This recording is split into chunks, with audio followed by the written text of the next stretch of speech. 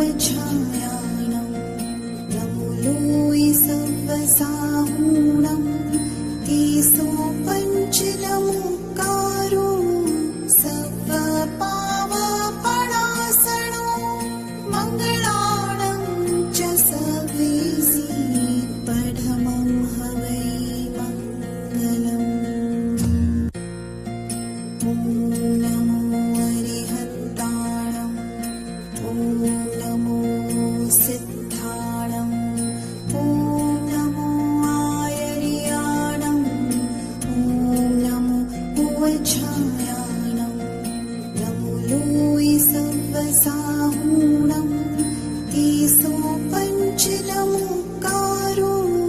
सर्वपावपणासनो मङ्गलानं च सर्वेसि पठमं हवै मङ्गलम्। ॐ नमो अरिहन्ताणम् ॐ नमो सिद्धाणम् ॐ नमो आयर्याणम् ॐ नमो उवच्छायानं नमो लोई सर्वसाहूणं केशो पञ्चनमुकारो सर्वपावपणासनो मङ्गलानं च सर्वेसि पठमं हवै मङ्गलम्। ॐ नमो अरिहन्ताणम् ॐ नमो सिद्धाणम् ॐ नमो आयर्याणम् ॐ नमो उवच्छायानं नमो लोई सर्वसाहूणं केशो पञ्चनमुकारो सर्वपावपणासनो मङ्गलानं च सर्वेसि पठमं हवै मङ्गलम्। ॐ नमो अरिहन्ताणम् ॐ नमो सिद्धाणम् ॐ नमो आयर्याणम् ॐ नमो उवच्छायानं नमो लोई सर्वसाहूणं केशो पञ्चनमुकारो सर्वपावपणासनो मङ्गलानं च सर्वेसि पठमं हवै मङ्गलम्। ॐ नमो अरिहन्ताणम् ॐ नमो सिद्धाणम् ॐ नमो आयर्याणम् ॐ नमो उवच्छायानं नमो लोई सर्वसाहूणं केशो पञ्चनमुकारो सर्वपावपणासनो मङ्गलानं च सर्वेसि पठमं हवै मङ्गलम्। ॐ नमो अरिहन्ताणम् ॐ नमो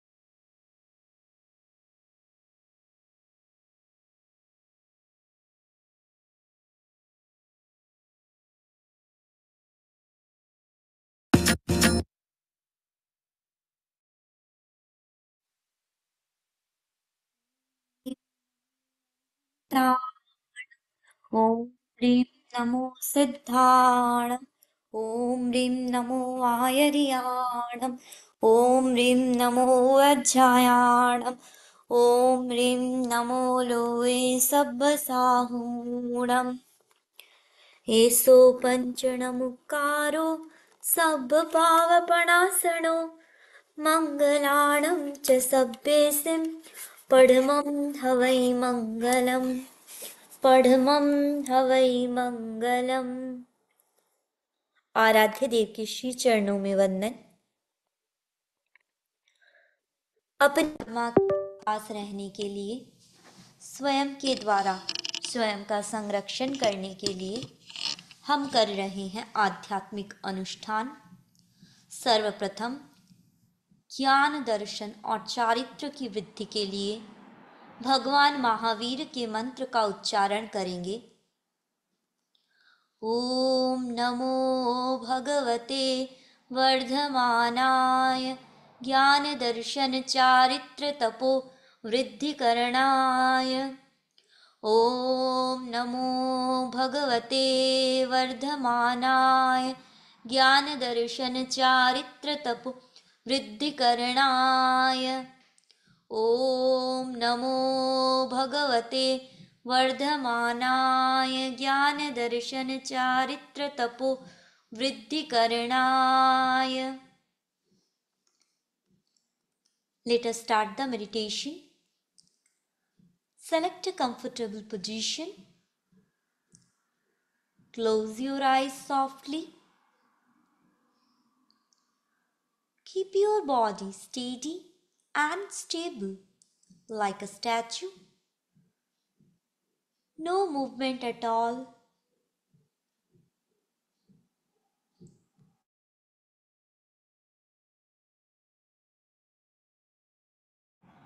Relax all the muscles of your body. मांसपेशियों को ढीला छोड़ दें।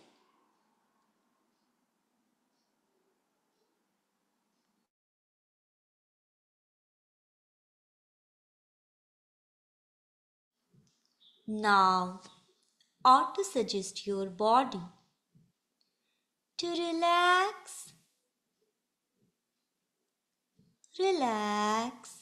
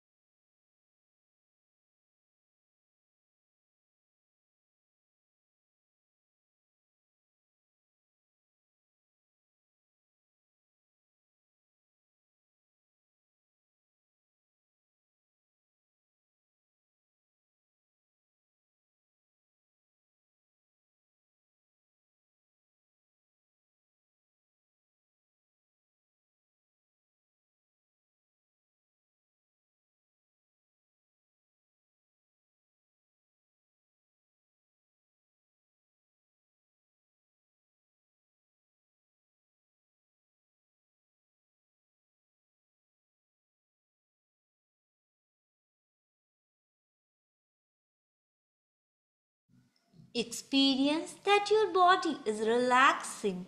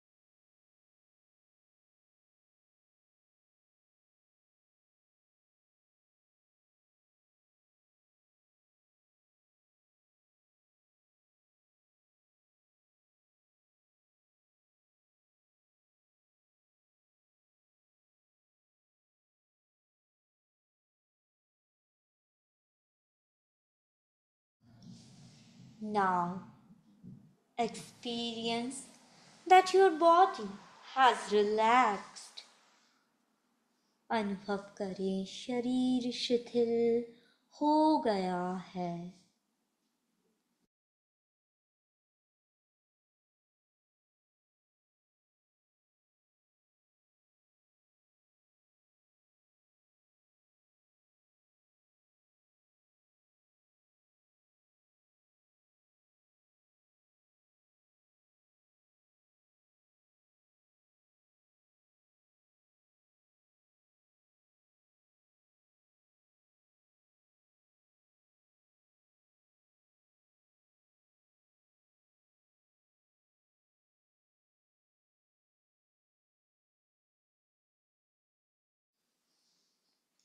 Now focus your conscious mind into your digestive system.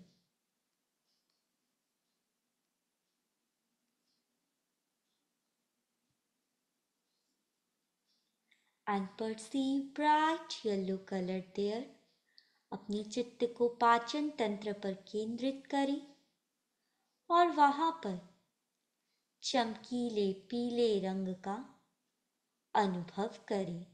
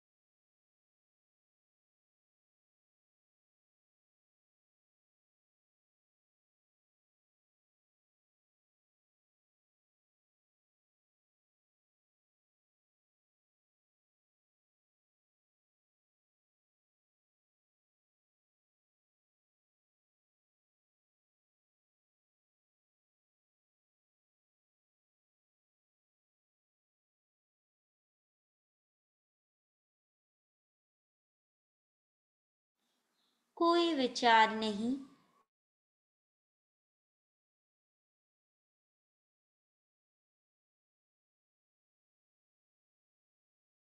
केवल चमकीले पीले रंग का अनुभव करें. अनुभव करें मुंह से लेकर बड़ी आंत तक पूरा पाचन तंत्र चमकीले पीले रंग से भर रहा है. Experience that from mouth to your large intestine, the whole digestive system is vibrating with bright yellow color.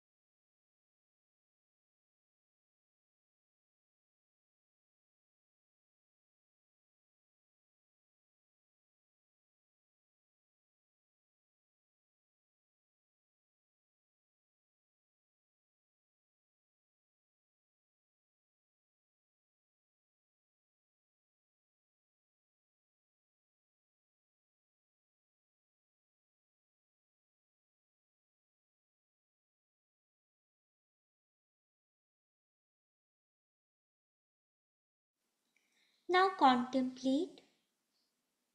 My metabolism is getting stronger. मेरा मेटाबॉलिज्म शक्तिशाली हो रहा है. My metabolism is getting stronger.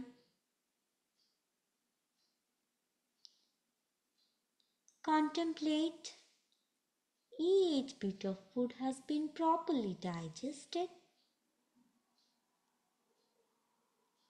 and my digestive system has become more powerful, more healthy. Experience it.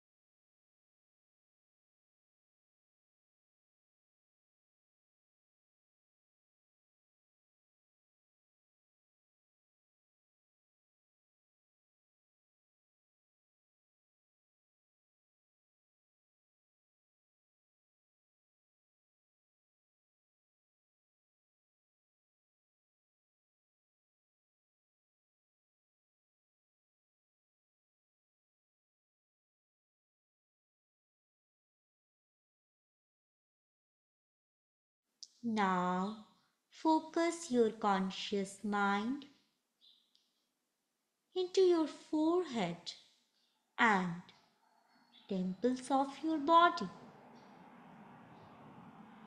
अपने चित्त को कपाल और कनपट्टी पर केंद्रित करें and experience bright yellow color there. और वहां पे चमकीले पीले रंग का अनुभव करें.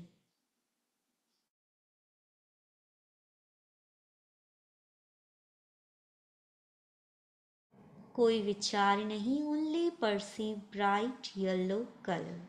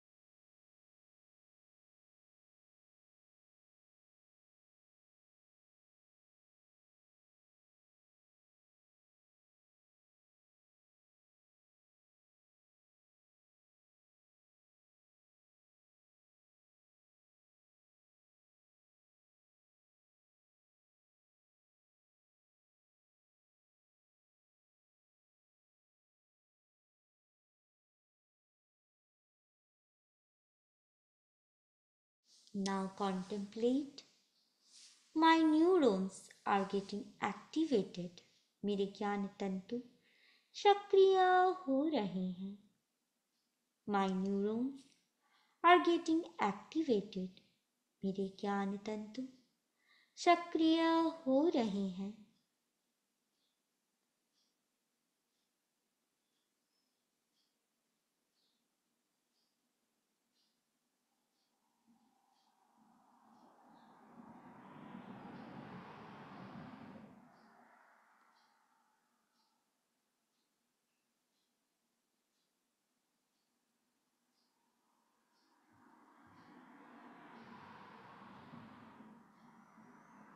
All my mental powers are increasing. Contemplate. मेरी सारी मानसिक शक्तियाँ विकसित हो रही है.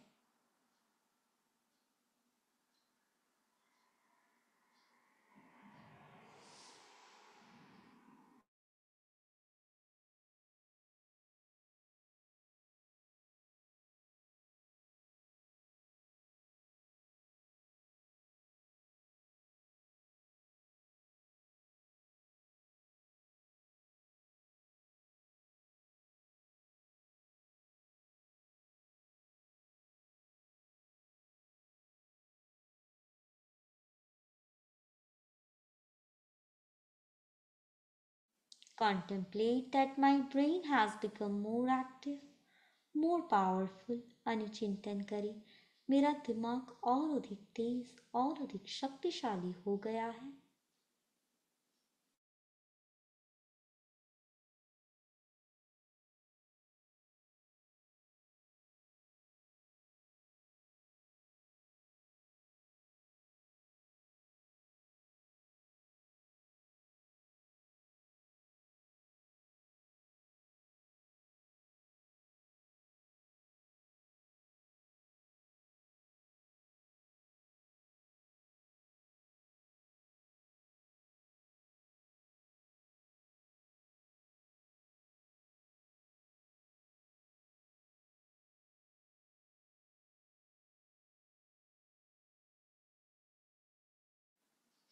Now with 2 to 3 long and deep breathing conclude the meditation. 2-3 गहरे लंबे सांस के साथ प्रयोग संपन्न करें.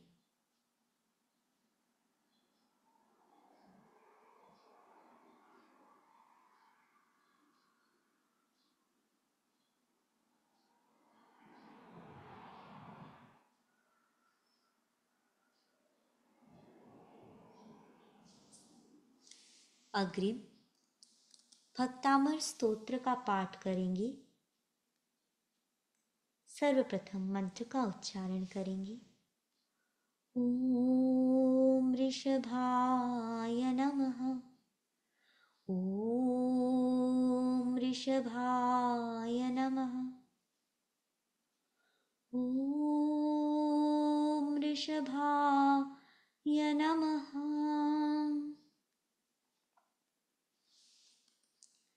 भक्तामर प्रणत मौलिमणि प्रभाणा मुद्योतकं दलितपाटुतमोवितानं सम्यक् प्रणम्य जिनपादयुगं युगादा वालम्बनं भवजले पततां जनानां. यः संस्तुतः सकलवाङ्मय तत्त्वबोधा दुद्भूतबुद्धिपटुभिः सुरलोकनाथैः स्तोत्रैर्जगत्त्रितयचित्तहरैरुदारैः स्तोषे किलाहमपि तं प्रथमं जिनेन्द्रम्. बुद्ध्या विनापि विबुधार्चितपादपीठ स्तोतुं संयुद्धतमतिर्विगतत्रपोऽहम्. बालं विहाय जलसंस्थितमिन्दुबिम्ब मन्यः क इच्छति जनः सहसा ग्रहीतुम्. वक्तुं गुणान् गुणसमुद्रशशाङ्ककान्तान् कस्तिक्षमः सुरगुरुप्रतिमोऽपि बुद्ध्या कल्पान्तकालपवनोद्धतनक्रचक्रं को वा तरीतुमलमम्बुरिदिग्भुजाभ्याम्. सोऽहं तथापि तव भक्तिवशान्मुनीश कर्तुं स्तवं विगतशक्तिरपि प्रवृत्तः. प्रीत्यात्मवीर्यमविचार्य मृगो मृगेन्द्रं नाभ्येति किं निजशिशोः परिपालनार्थम्. अल्पश्रुतं श्रुतवतां परिहासधाम त्वद्भक्तिरेव मुखरीकुरुते वलान्.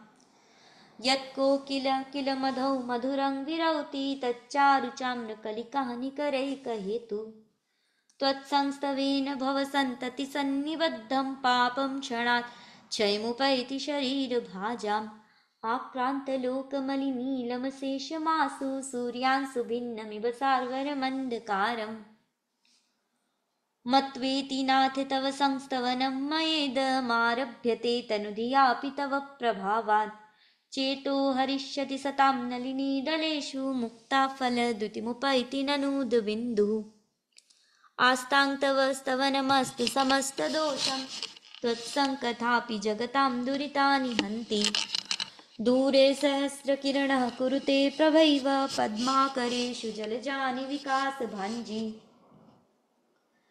नात्यद्भुतं भुवनभूषणभूतनाथ भूतैर्गुणैर्भुवि भवन्तमविष्टुवन्तः तुल्या भवन्ति भवतो ननु तेन किं वा भूत्याश्रितं ययनात्मसमं करोति दृष्ट्वा भवन्तमनिमेष विलोकनीयं नान्यत्र तोषमुपयाति जनस्य चक्षुः पीत्वा पयः सशिखरद्युतिदुग्धसिन्धुक्षारं जलं जलनिधेरसितुं क इच्छेत् येषान्तिरागरुचिभिः परमाणुभिस्त्वं निर्मापितस्त्रिभुवनैकललामभूत् तावन्त एव खलु ते प्रणवः पृथिव्यां यत्ते समानमपरं नैरूपमस्ति वक्त्रं क्वते सुरनरो रगनेत्रहारी निःशेषनिर्जितजगत्त्रितयोपमानं बिम्बं कलङ्कमलिनं क्व निशाकरस्य यद्वासरे भवति पाण्डुपलासकल्पम् सम्पूर्णमण्डलशशाङ्ककलाकलाप शुभ्रागुणास्त्रिभुवनं तव लङ्घयन्ति ये संश्रितास्त्रिजगदीश्वरनाथमेकं कस्तान्निवारयति सञ्चरतो यथेष्टम् चित्रं किमत्रेदिते त्रिदशाङ्गनाभिर्नीतं मनागपि मनो न विकारमार्गम् कल्पान्तकालमरुताचलिताचलेन किं मन्दराद्रिशिखरं चलितं कदाचित् निर्धूमवर्तिर्पवर्जिततैलपूरः कृष्णं जगत्त्रयमिदं प्रगटीकरोसि गम्यो न जातु मरुताञ्चलिताचलानां दीपो परस्त्वमसि नाथ जगत्प्रकाशः नास्तं कदाचिदुपयासि नराहुगम्यः स्पष्टीकरोसि सहसा युगपज्जगन्तीनाम्बोधरोधरनिरुद्धमहाप्रभावः सूर्यातिसाहि महिमासि मुनीन्द्रलोके नित्योदयं दलितमोहमहान्धकारं गम्यं नराहुवदनस्य न वारिदानं विभ्राजते तव मुखाब्जमनल्पकान्ति विद्योतयज्जगदपूर्वशशाङ्कबिम्बम् किं सर्वरीषु शशिनानि विवस्वता वायुष्मन्मुखेन्दुदलितेषु तमश्शु नाथ निष्पन्नशालिवनशालिनि जीवलोके कार्यं कियज्जलधरैर्जलभारनं रहि ज्ञानं यथा त्वयि विभाति कृतावकाशं नैवं तथा हरिहरादिषु नायकेषु तेजः स्फुरणमनिषु याति यथा महत्त्वं नैवं तु काचशकले किरणाकुलेऽपि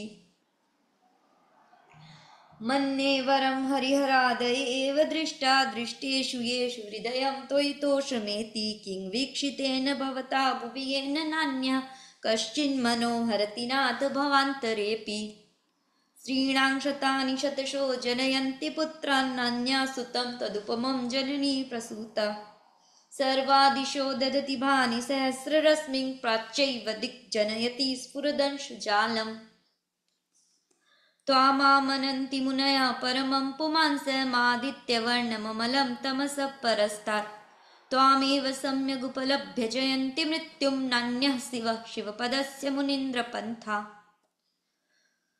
त्वामव्ययं विहुमचिन्त्यमसङ्ख्यमाद्यं ब्रह्माणमीश्वरमनन्तमनङ्गकेतुं योगीश्वरं विदितयोगमनेकमेकं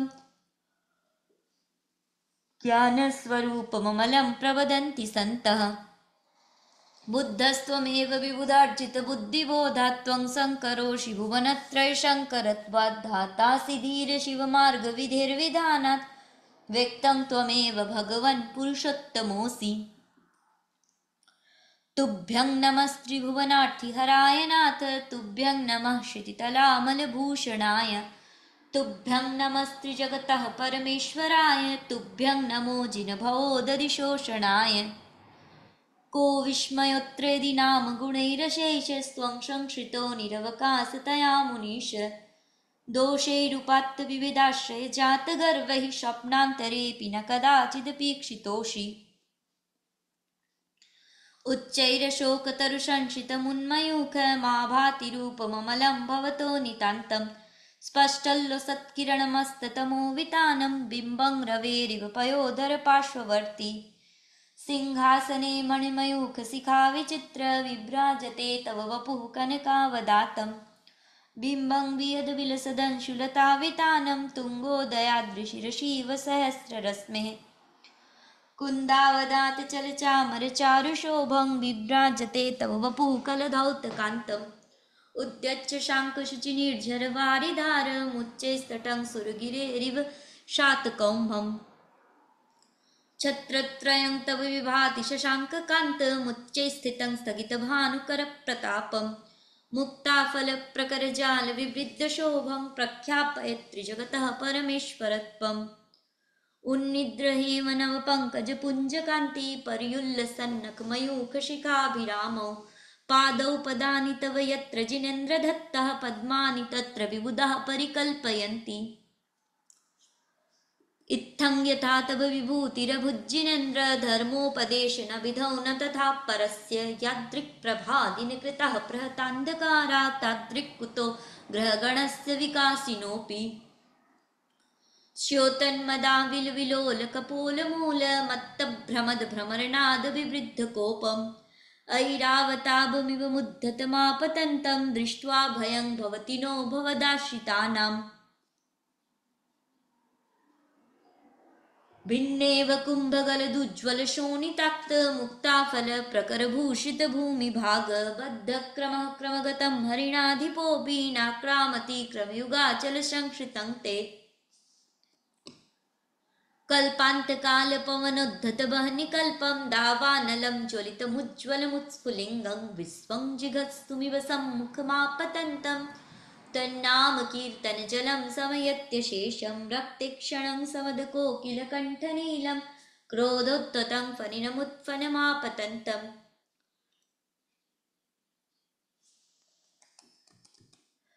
आक्रामति क्रमयुगेन निरस्तशङ्कस्त्वन्नामनागदमनीहृदयस्य पुंसः वल्गत्तुरङ्गगजगर्जितभीमनादमाजौ बलं बलवतामपि भूपतीनाम् उद्यद्दिवाकरमयूखशिखापविद्धं त्वत्कीर्तनात्तम इवासुभिधामुपैति कुन्ताग्रभिन्नगजशोणितवारिवाहा वेगावतारतरणातुरयोध युद्धे जयं विजितदुर्जय जेयपक्षास्त्वत्पादपङ्कजवनाशयिनो लभन्ते अम्बोनिदौक्षुभितभीषणनक्रचक्रपाठीनपीठभयदोर्वनवाडवाग्नौ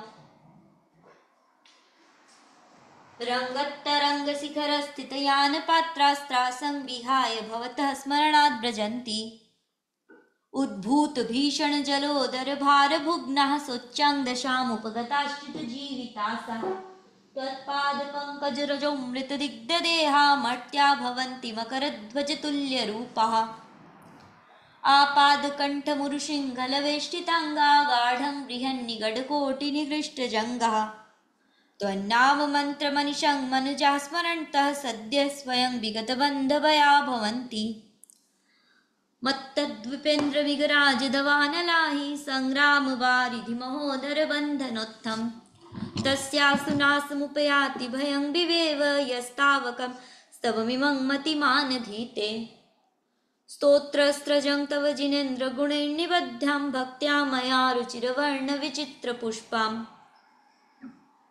धत्ते जनो ह्यकण्ठगतामजस्रं तं मानतुमवसा समुपैति लक्ष्मीः तङ्मानतुमवसा समुपैति लक्ष्मीः। अग्रिम नवरात्रि के मंत्रों का उच्चारण करेंगे। आंखें कोमलता से बंद रहेगी। चंदेषु निम्मलयरा आइचेषु अहियंपयासयरा सागरवरगम्भीरा सिद्धा सिद्धिं मम दिशन्तु। चंदेषु निम्मलयरा आइचेषु अहियंपयासयरा सागरवरगम्भीरा सिद्धा सिद्धिं मम दिशन्तु। चंदेषु निम्मलयरा आइचेषु अहियंपयासयरा सागरवरगम्भीरा सिद्धा सिद्धिं मम दिशन्तु। चंदेषु निम्मलयरा आयचेषु अह्यं पयासरा सागरवर्गम्भीरा सिद्धा सिद्धिं मम दिशन्तु चन्देषु निम्मलयरा आयचेषु अह्यं पयासरा सागरवर्गम्भीरा सिद्धा सिद्धिं मम दिशन्तु। अग्रिम ज्योति केंद्र पर सफेद रंग का ध्यान करते हुए चंडेषु निम्मलयरा सिद्धा सिद्धिं मम दिशन्तु चंडेषु निम्मलयरा सिद्धा सिद्धिं मम दिशन्तु चंडेषु निम्मलयरा सिद्धा सिद्धिं मम दिशन्तु चंडेषु निम्मलयरा सिद्धा सिद्धिं मम दिशन्तु चंडेषु निम्मलयरा सिद्धा सिद्धिं मम दिशन्तु चंडेषु निम्मलयरा सिद्धा सिद्धिं मम दिशन्तु चंडेषु निम्मलयरा सिद्धा सिद्धिं मम दिशन्तु चंडेषु निम्मलयरा सिद्धा सिद्धिं मम दिशन्तु चंडेषु निम्मलयरा सिद्धा सिद्धिं मम दिशन्तु चंडेषु निम्मलयरा सिद्धा सिद्धिं मम दिशन्तु चंडेषु निम्मलयरा सिद्धा सिद्धिं मम दिशन्तु चंडेषु निम्मलयरा सिद्धा सिद्धिं मम दिशन्तु चंडेषु निम्मलयरा सिद्धा सिद्धिं मम दिशन्तु। अग्रिम दर्शन केंद्र भ्रुकुटी के बीच में उगते हुए सूरज के रंग में जप का उच्चारण करेंगे। आयचेषु अह्यं पयासयरा सिद्धा सिद्धिं मम दिशन्तु आयचेषु अह्यं पयासयरा सिद्धा सिद्धिं मम दिशन्तु आयचेषु अह्यं पयासयरा सिद्धा सिद्धिं मम दिशन्तु आयचेषु अह्यं पयासयरा सिद्धा सिद्धिं मम दिशन्तु आयचेषु अह्यं पयासयरा सिद्धा सिद्धिं मम दिशन्तु आयचेषु अह्यं पयासयरा सिद्धा सिद्धिं मम दिशन्तु आयचेषु अह्यं पयासयरा सिद्धा सिद्धिं मम दिशन्तु आयचेषु अह्यं पयासयरा सिद्धा सिद्धिं मम दिशन्तु आयचेषु अह्यं पयासयरा सिद्धा सिद्धिं मम दिशन्तु आयचेषु अह्यं पयासयरा सिद्धा सिद्धिं मम दिशन्तु आयचेषु अह्यं पयासयरा सिद्धा सिद्धिं मम दिशन्तु आयचेषु अह्यं पयासयरा सिद्धा सिद्धिं मम दिशन्तु आयचेषु अह्यं पयासयरा सिद्धा सिद्धिं मम दिशन्तु आयचेषु अह्यं पयासयरा सिद्धा सिद्धिं मम दिशन्तु। अग्रिम विशुद्धि केंद्र कंठ के मध्य भाग पे नीले रंग में ध्यान करेंगे, साथ ही साथ जप का भी प्रयोग करेंगे। सागर वर गंभीरा सिद्धा सिद्धिं मम दिशन्तु सागर वर गंभीरा सिद्धा सिद्धिं मम दिशन्तु सागर वर गंभीरा सिद्धा सिद्धिं मम दिशन्तु सागर वर गंभीरा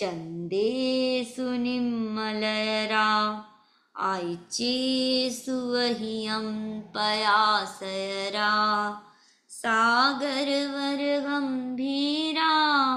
सिद्धा सिद्धिं मम दिशन्तु चन्देषु निर्मलयरा आयिचेषु वह्यं पयासयरा सागरवरगम्भीरा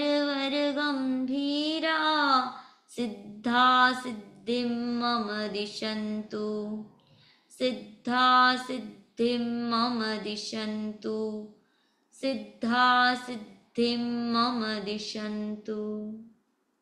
अग्रिम ॐ ह्रीं क्लीं श्रीं धम्मो मङ्गलमुक्किट्ठं अहिंसा संयमो तवो देवावितं नमं सन्ति यस्य धम्मे सयामणो जहादुमस्तपुष्पेषु भमरो आवियैरसं नयपुप्पं किलामे सोयपीणेऽप्ययम् एमे समणामुत्ता जेलोये सन्ति साहुणो विहङ्गमावपुप्पेषु दानभत्ते शणैरया वयं च वित्तिं लब्धामो नयको युवहं मयि आहागडेषु रीयन्ति पुष्पेषु भमराजः महुकारसमाबुद्धा ये भवन्ति अनिस्या नानापिण्डरया दन्ता तेन उच्यन्ति साहुणोत्तिवेमि।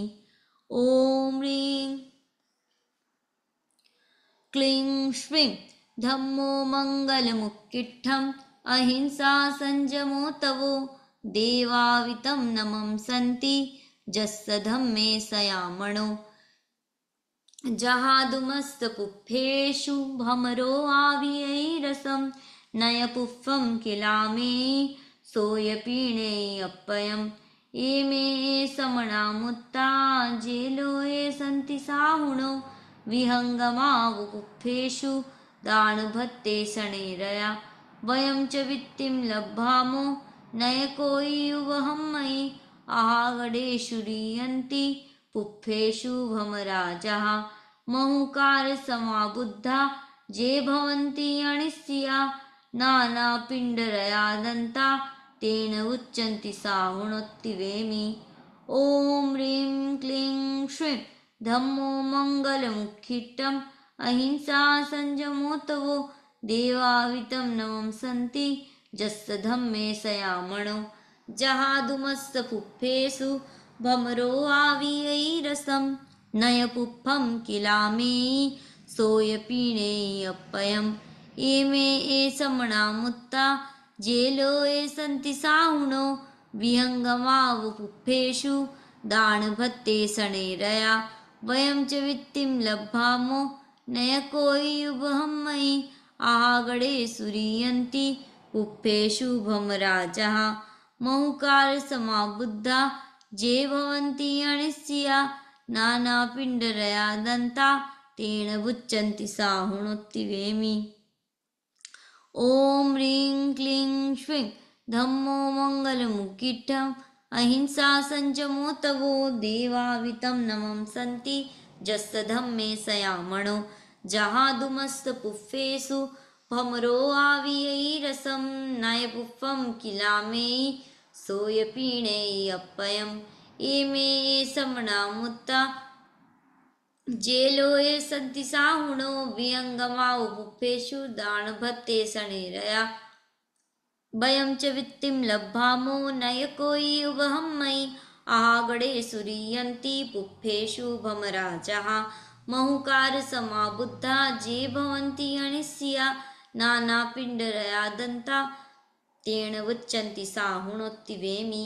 ॐ ह्रीं क्लीं श्रीं धम्मो मङ्गलमुक्किट्ठं अहिंसा संयमो तवो देवावितं नमं सन्ति यस्य धम्मे सयामणो जहादुमस्तपुष्पेषु भमरो आवियैरसं नयपुप्पं किलामे सोयपीणेऽप्ययम् एमे समणामुत्ता जेलोये सन्ति साहुणो विहङ्गमावपुप्पेषु दानभत्ते शणैरया वयं च वित्तिं लब्धामो नयकोऽयुवहं मयि आगडेषु रीयन्ति पुप्फेषु भमराजः महुकारसमाबुद्धा ये भवन्ति अनिस्सिया नानापिण्डरया दन्ता तेन उच्यन्ति साहुणोक्तिवेमि ॐ ह्रीं क्लीं श्रीं धम्मो मङ्गलमुक्किट्ठम् अहिंसा संयमो तवो देवावितं नमं सन्ति यस्य धम्मे सयामणो जहादुमस्तपुप्फेषु भमरो आवियैरसं नयपुष्पं किलामेयि सोऽयपीणेऽप्ययम् इमे समनामुत्ता जेलोये सन्ति साहुणो विहङ्गमावबुप्फेषु दानभत्ते शणैरया वयं च वित्तिं लब्धामो नयकोऽयुवहं मयि आगडेषु रीयन्ति पुप्फेषु भमराजः महुकारसमाबुद्धा ये भवन्ति अनिस्सिया नानापिण्डरया दन्ता तेन उच्यन्ति साहुणोक्तिवेमि। नवरात्रि का अनुष्ठान संपन्न। अग्रिम दैनंदिन अनुष्ठान करेंगे। सर्वप्रथम भगवान पार्श्वनाथ के मंत्र का उच्चारण करेंगे। ॐ ह्रीं श्रीं अर्हं श्री चिंतामणि कामधेनु कल्पवृक्ष पुरुषादानीय श्री पार्श्वनाथ धरणेन्द्र पद्मावती सहिताय मम मनोवांछितं पूरय पूरय जय विजय करणाय नमः। ॐ ह्रीं श्रीं अर्हं श्री चिंतामणि कामधेनु कल्पवृक्ष पुरुषादानीय श्री पार्श्वनाथ धरणेन्द्र पद्मावती सहिताय मम मनोवांछितं पूरय पूरय जय विजय करणाय नमः। ॐ ह्रीं श्रीं अर्हं श्री चिंतामणि कामधेनु कल्पवृक्ष पुरुषादानीय श्री पार्श्वनाथ धरणेन्द्र पद्मावती सहिताय मम मनोवांछितं पूरय पूरय जय विजय करणाय नमः। अग्रिम दिशा विशुद्धि मंत्र का उच्चारण करेंगे।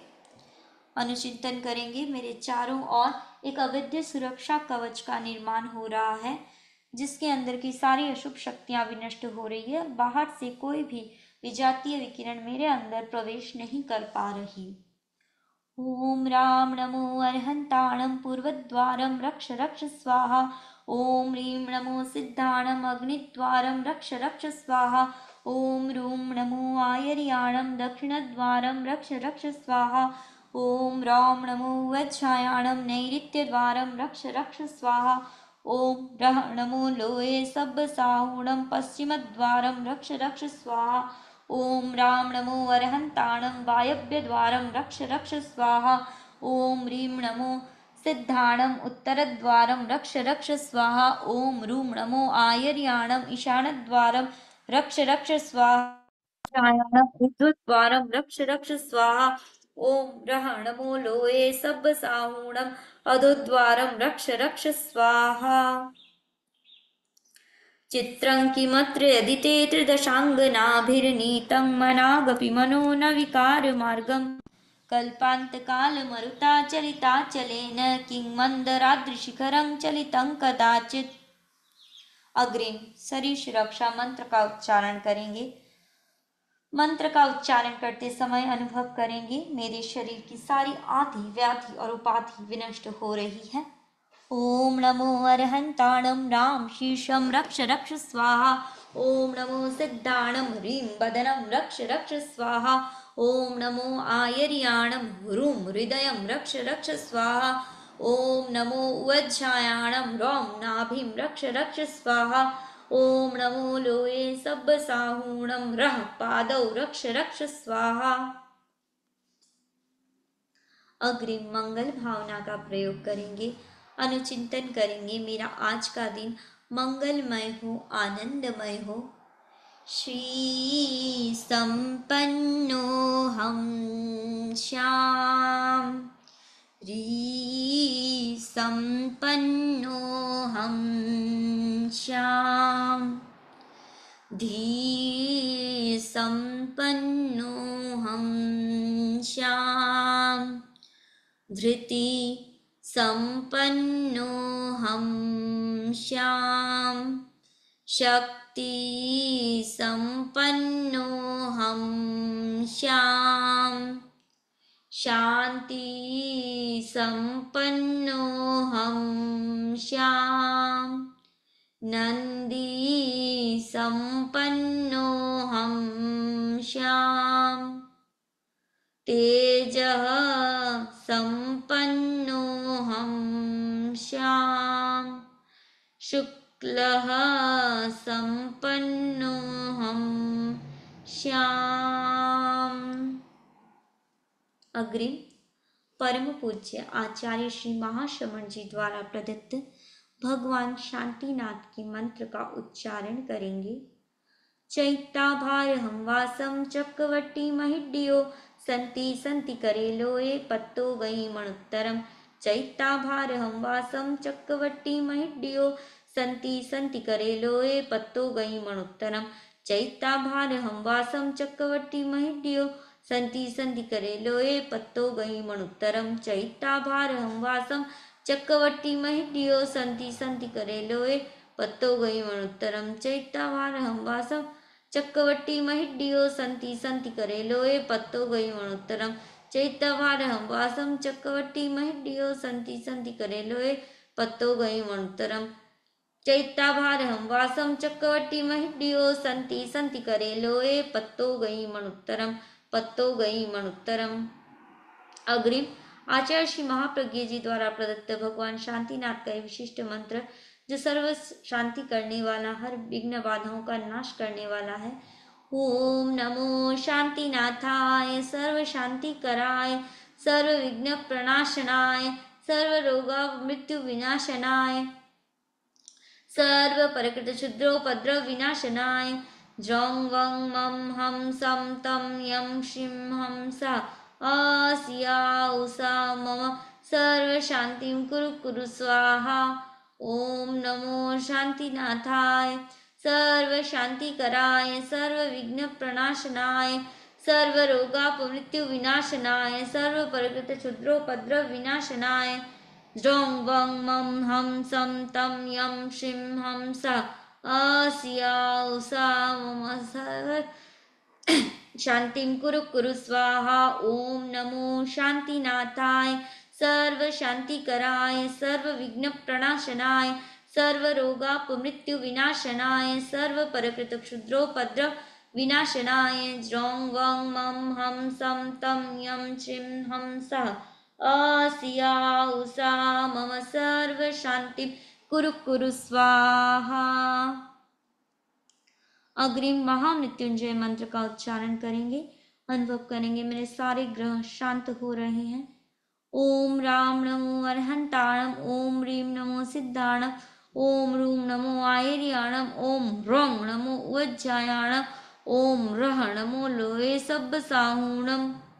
मम सर्वग्रहारिष्टान् निवारय निवारय अपमृत्युं घातय घातय सर्वशान्तिं कुरु कुरु स्वाहा।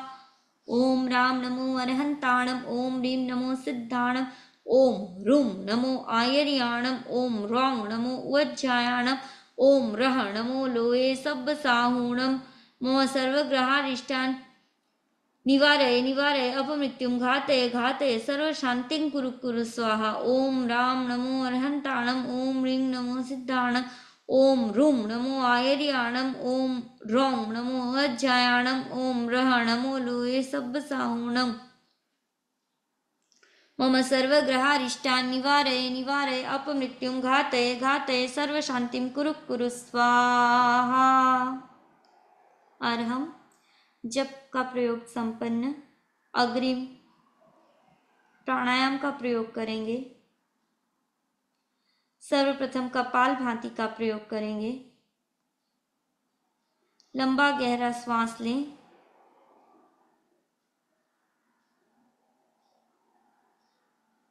श्वास छोड़ते समय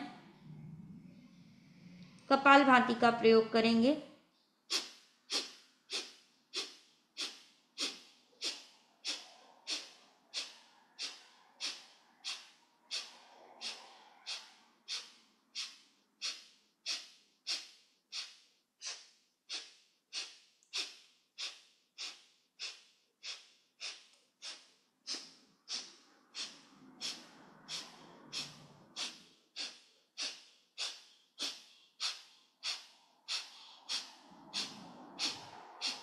रिलैक्स।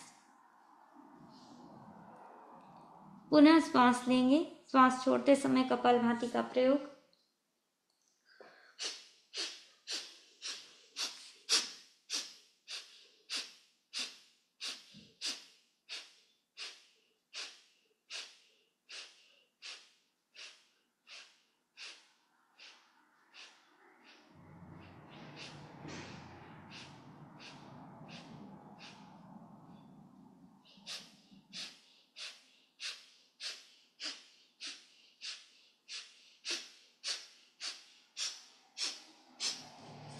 रिलैक्स।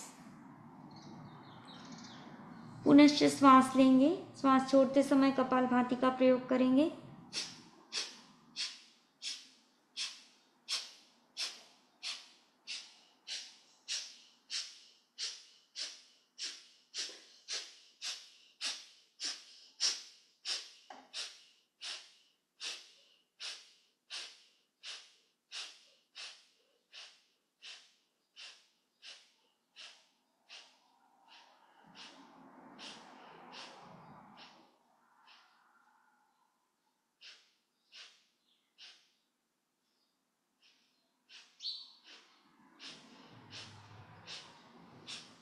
रिलैक्स। अग्रिम अनुलोम विलोम का प्रयोग करेंगे। राइट नॉस्ट्रिल से धीरे धीरे श्वास लेंगे। लेफ्ट नॉस्ट्रिल से धीरे धीरे श्वास छोड़ेंगे। Again inhale through your left nostril and exhale through right nostril। अब इसी साइकिल को दोहराएंगे। राइट से श्वास लें, लेफ्ट में छोड़ें,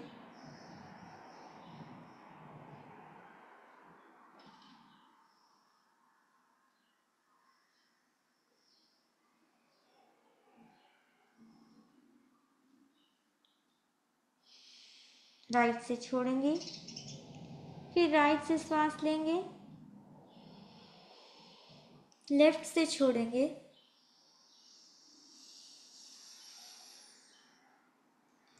फिर लेफ्ट से श्वास लेंगे और राइट से छोड़ेंगे। अब बॉक्स ब्रीदिंग का प्रयोग करेंगे। लगभग श्वास लेने में 10 सेकेंड का समय लगाएंगे राइट नॉस्ट्रिल से,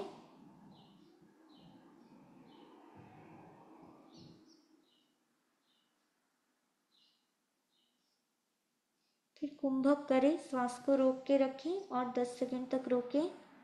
1 2 3 4 5 6 7 8 9 10। लेफ्ट से श्वास छोड़ते समय भी 10 सेकेंड का समय लगाएंगे।